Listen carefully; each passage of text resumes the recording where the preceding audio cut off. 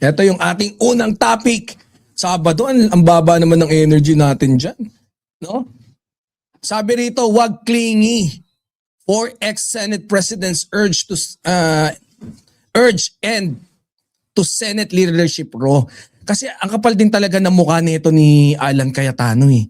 Nakita nyo kung ayan oh, kapit na kapit to, this is mine daw.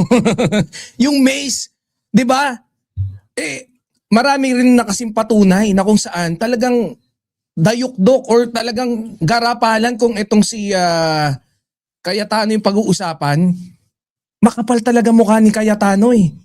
Kaya pinapakiusapan na siya ng mga ex-Senate President, oh. The likes of Senator Drilon, Senator Coco Pimentel, Senator Tito Seto, Senator Mig Subiri, lahat yan mga SP. No? Ma'am Linda Amor.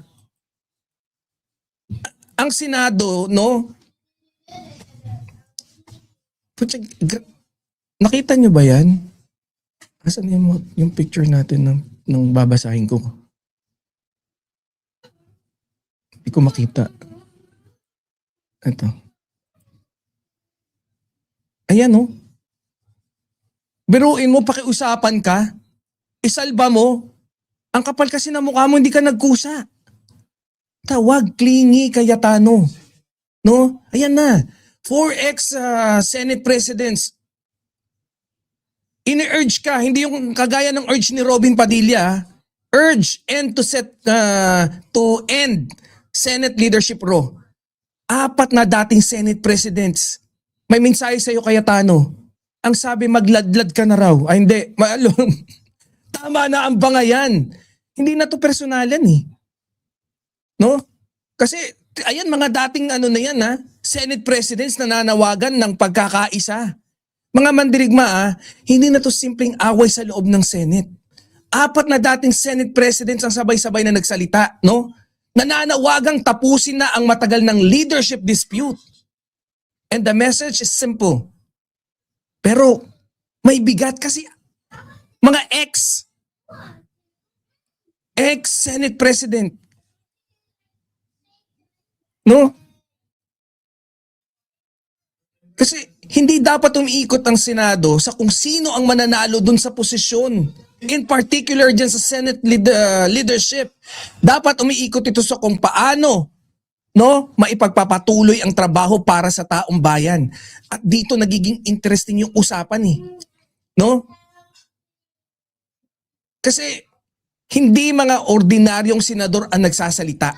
Mga taong minsan nang humawak nung maze, minsan nang naging pinakamataas sa posisyon sa Senado.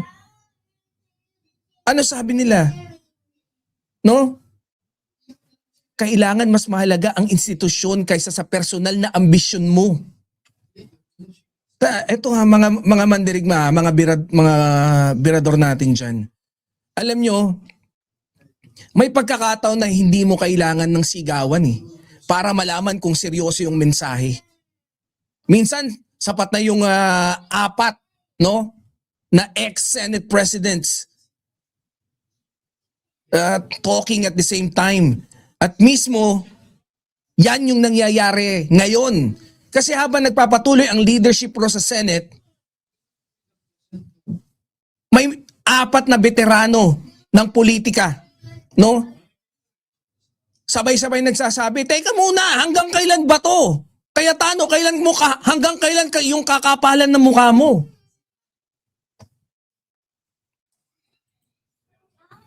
Hindi na to tungkol sa kung sino ang mas malakas. Hindi na ito tungkol sa political survival. We're talking about the Senate bilang institution.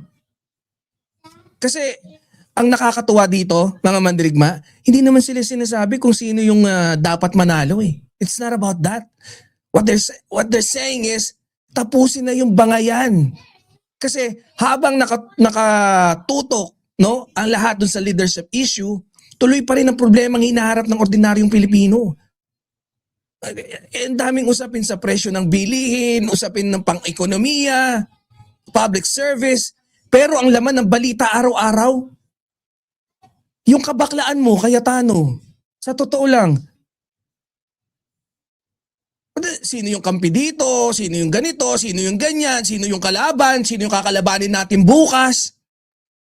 Basta parang nasa loob ka ng bangka, no? Yung habang may butas sa ilalim, pero pinagdidibatayan pa rin ng mga tao kung sino yung dapat umupo dun sa unahan ng bangka dahil maganda yung view. Kaya, wait muna. Atras ka ng 5,000 milya. Cayetano. Yan no, mga Senate President. Talagang sapul ka doon sa mga sinasabi nila eh.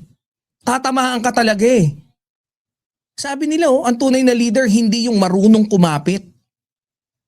Ang tunay na leader ay yung marunong magdesisyon kung ano ang nakakabuti sa institusyon at kung kailan ka bibitaw.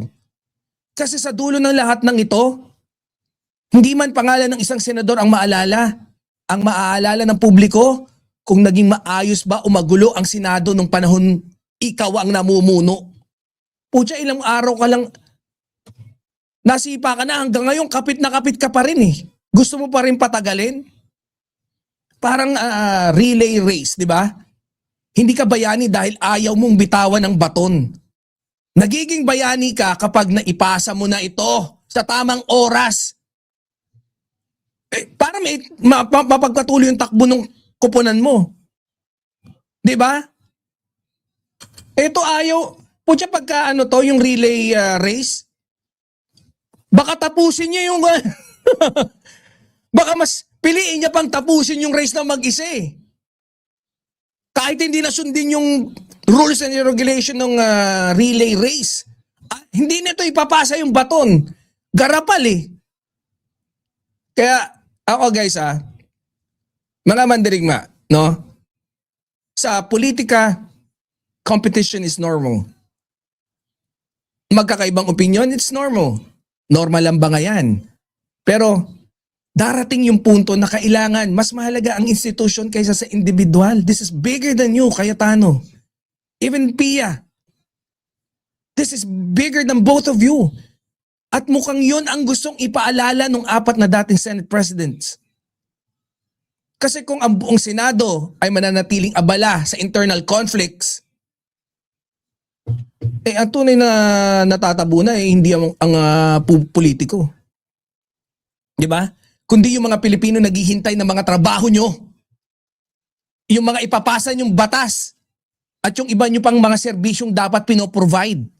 At minsan, no, ang pinakamahirap na bahagi ng pagiging leader ay hindi ang pag-akyat ng pwesto. Kundi ang pag-alam kung kailan dapat unahin ang institusyon kaysa sa sariling interes. Grabe no? Grabe kapal na mukha ni Cayetano. Talagang sobrang tigas ng mukha. Biruin mo, ganyang kakawalang niya. Ayaw mong bumitaw, hayop ka. Sabadong Sabado, binibuisit mo kami, no?